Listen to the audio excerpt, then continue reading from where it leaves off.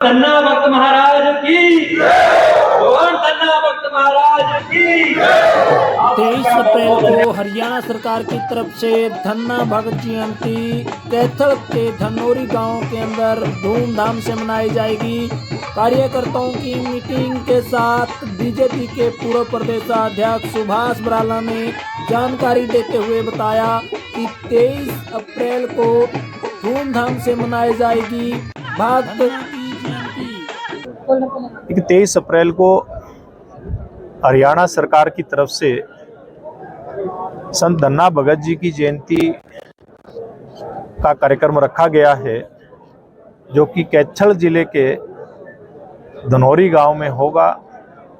एक बड़ा आयोजन है और आप सब लोग जानते हैं कि हरियाणा सरकार ने मुख्यमंत्री मनोहर लाल जी के नेतृत्व में तय किया है कि सब संत महात्माओं की जयंतियां जो भी समाज आगे आकर के प्रमुख रूप से मनाना चाहता है वो सरकारी स्तर पे मनाई जाएगी। ये सिलसिला जो शुरू हुआ है उसी सिलसिले में अभी 23 तारीख का कार्यक्रम बड़ा कार्यक्रम होगा और ये 3 दिवसीय कार्यक्रम होगा। 21 को हवन यज्ञ के साथ इसकी शुरुआत होगी, 21 को भी कार्यक्रम होगा, 22 को भी होगा और 23 तारीख को बड़ा भव्य कार्यक्रम वहाँ पर होगा।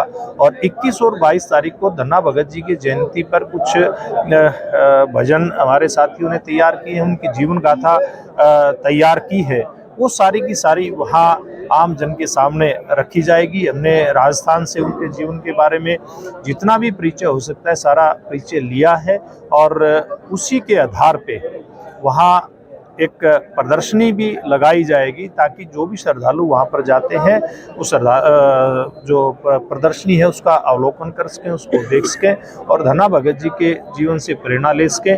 तो आज यहाँ पर बड़ी संख्या में आप लोगों के सामने है कि यहाँ पर हमने जिन साथियों को बुलाया था वो आज यहाँ पर आए हैं और सबने ये संकल्प लिया है कि टोहाना क्षेत्र से हजारों की संख्या में सब लोग मिल करके, सब जात बरादरी के लोग मिल करके धन्ना भगत जी की जयंती मनाने के लिए जाएंगे। सर, जिस प्रकार ये विशाल स्तर का कार्यक्रम किया जा रहा है, इसका मुख्य उद्देश्य क्या है? देखिए, इसमें समाज में जिस प्रकार से हमारे संत महात्माओं ने समय समय पर समाज को आगे बढ़ाने का संदेश दिया। हमारे समाज में जब खास करके भक्ति काल में बहुत सारी कुरीतियां थी, बहुत सारी इस प्रकार की समस्याएं थी, उनको खत्म करने का जो एक उन्होंने अभियान संत महात्माओं ने शुरू किया था, उसी बात को आगे बढ़ाएं। आज जरूरत है कि समाज के सभी वर्ग, सभी जात बरादरी के लोग इकट्ठे होकर के संत महात्माओं की जयंतियां मनाएं ताकि सब समाज के अंदर एक समरसता का एक संदेश इस प्रकार का जाए और हम मिलजुल करके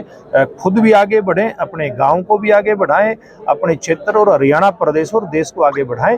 इस कार्यक्रम का मुख्य मकसद यही है। धनौरी गांव ही क्यों चुना गया है?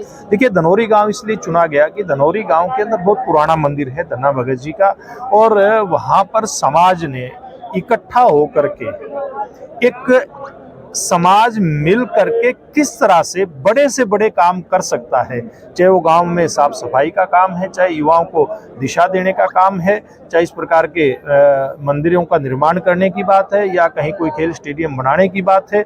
वहां पर बहुत पुराना एक तालाब है, उसका जीर्णोद्वार भी गांव के लोगों ने मिल करके किया, जो कि एक प्रेरणा का काम भी करता है।